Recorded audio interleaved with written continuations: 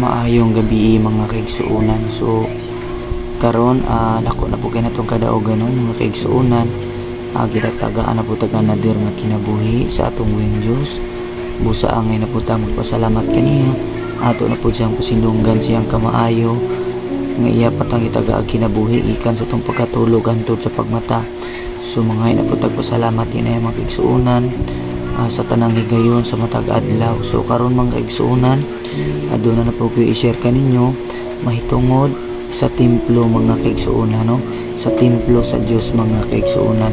So nanapoy gipa-remind ang Ginoo kanako nga akong isang yaw diha kaninyo ang maayong balita mahitungod sa iyang templo.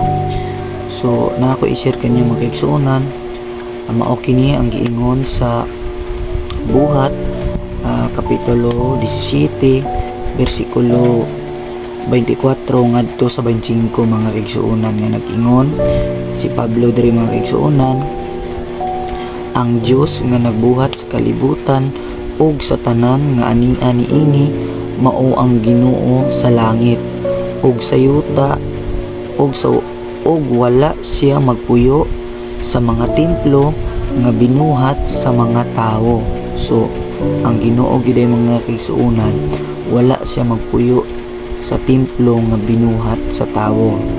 So napay sunod mga kaigsuunan, ug wala usab siya magkinahanglan og bisan unsa gikan sa tawo, kay siya man mismo ang naghatag og kinabuhi sa tawo ug sa tanang butang. So ang Ginoo mga kaigsuunan, wala nagkinahanglan og mga butang nga gikan sa tuwa, no?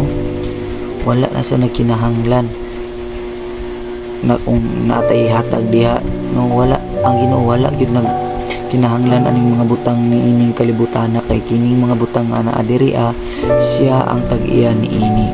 So mao kini ang giingon nga kinsa gyud di ay ang templo nga buot ipasabot sa atong buhing Dios.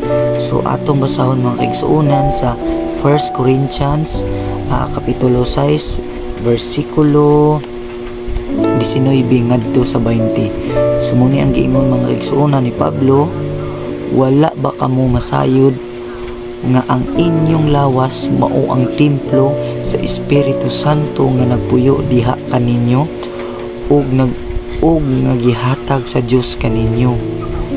Dili kamo ang tag-iya sa inyong kaugalingon kundili ang Dios. So dili day kita mo tag-iya ani atong kaugalingon karon. Ang tag-iya di ay ani ang Dios mga kaigsuunan, ang Ginoo. So napay sumpay gipalit na kamo niya, busa gamita ang inyong lawas alang sa himaya sa Dios. So mga kaigsuunan, gipalit na di ay ta sa atong buhing Dios. Busa dili nato kabuangan ang atong lawas, kay kini di atong lawas mao ang templo sa Dios mga kaigsuunan. So dili din nato ni buling-bulingan, no? Dili nato ni pasagdan ning lawasa mga kaigsuunan, kay balaan di kini ang atong lawas, kay mao kini ang templo sa Dios. So hinaton ta mga kaigsuunan nga dasigon kamo nga atimano nato pag-ayo atong mga lawas, dili nato ni butngan og hugaw, no? Sama sa buhatag mga kahilayan mga kaigsuunan, no? Ang Ginoo nagpuyo mismo diri sa atong kaugalingon. Sumayo kay ang Ginoo mga kaigsuunan, no? Nakita di ay mismo ang templo nga iyang gipasabot mga kaigsuunan. So kanilang akong ma-share kaninyo mga kaigsuunan, hinaot na madasig kamo sa pagpangalagad sa atong buhing Dios nga kita di ay mismo ang templo niya mga kaigsuunan. So daghang salamat sa tanan. God bless you ninyo in the mighty name of Jesus. Amen ug amen.